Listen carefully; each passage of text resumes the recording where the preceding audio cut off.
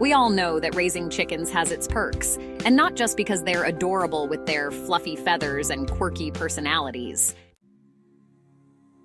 Chickens are great for providing fresh eggs, natural pest control in your yard, and even fertilizer for your garden. Plus, they make for some cluckin' good company. Before you take off on your homestead chicken farming adventure, though, it's a good idea to take an assessment of your situation and plan out what all you will need in order to keep and raise your flock effectively. Chickens have lived in the wild for thousands of years, so it's always good to remember that they can and do sometimes get along just fine without people. It's easy to get distracted from the overall mission success of homestead chicken keeping by silly things like trying to provide a nest box per hen. They will all fight over the best nest box because instinct tells each of them to lay in the best place. If we're going to assume husbandry of a flock, we want to make sure that flock can thrive.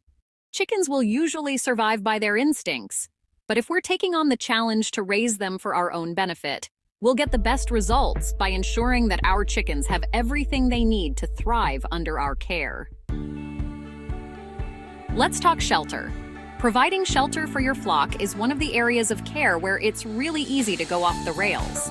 There isn't any one-size-fits-all solution. Every coop is different because every flock is different. Whether you buy one or build one, the basic requirements can be summed up pretty simply. Chickens need protection from the weather, protection from predators, a place to roost, and a place to lay eggs. A coop can be made of almost any kind of material, as long as it provides adequate protection and isn't otherwise hazardous. You also need to take into account your specific weather extremes and predator load when deciding on a coop design. You can buy coops already assembled, buy them as kits to build, or even buy DIY plans and do it on your own. You can make a coop from recycled or thrown-out building material leftovers. You can make a coop out of a tent. You can make a coop from tree branches like a log cabin. It's up to your imagination and your individual requirements. If you are in an area with ground predators, you might need a locking door for your coop that smarty pants raccoons can't open, or that brawny bears can't tear off. You might need in-ground protection from digging dogs. To help figure out what sorts of predators are in your area, ask around at your local feed store for suggestions and check with your county ag extension office. Chickens will roost in a tree if you let them, but if you pen them in a coop with an adequate roosting bar for a few days, they'll come to prefer that as home.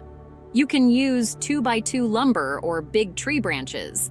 The roosting bar needs to be large enough for an adult chicken to comfortably grasp around, not too smooth.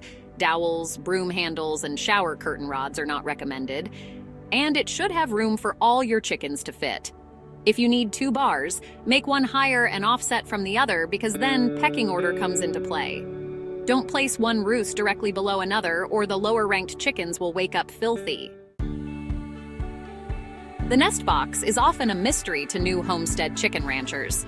The main requirements for the nesting box is that the hen feels like it's a safe place to sit. If you are raising roosters with your young hens, sometimes the roosters will enter nesting areas to check them out before the hens begin using them. Don't let hens sleep in the nest box, though. That will mean dirty eggs when they do lay in there. We go into a little more about nest boxes on the Flockology blog. We'll leave a link in the description. Provide food and clean water. This part is super simple. You have to put food and water into your hens in order to get eggs out. Modern layer feed has all the nutrients a hen requires to lay eggs. If you raise chicks and grow them up into egg layers, you'll probably start off with chick starter, maybe move to chick grower, then settle into a regular flock food or layer food. You will also need somewhere secure to store your chicken food and snacks. If your flock is small, you might be fine putting your food in a plastic storage tote with a snap-on lid inside a garage or other shed with a door, to make sure dogs, cats, raccoons, and so forth don't get into it. There are lots of larger options too, from lockers to trash cans.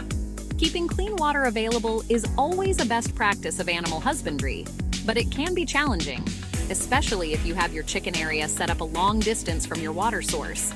Because water can easily be contaminated, it's a good idea to provide fresh water daily, even though you know they will run over and drink the water you just dumped out and ignore the clean water until one of them poops in it.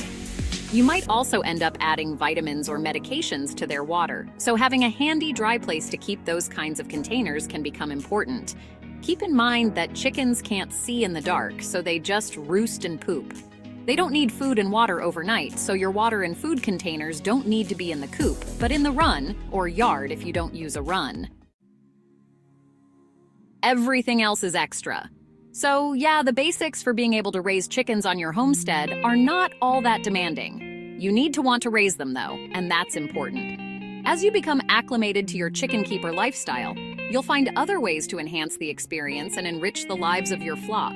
Whether it's a swing, a bag of mealworms, or some wild bird seed and suet cakes, or a haul of throwaway veg from the local farmer's market, a picnic table, or table scraps from last night, you'll be on your way to making your homestead a better home for you and your flock too. Be sure to follow us on YouTube and social media for more chicken rancher tips. Until next time, happy chicken keeping!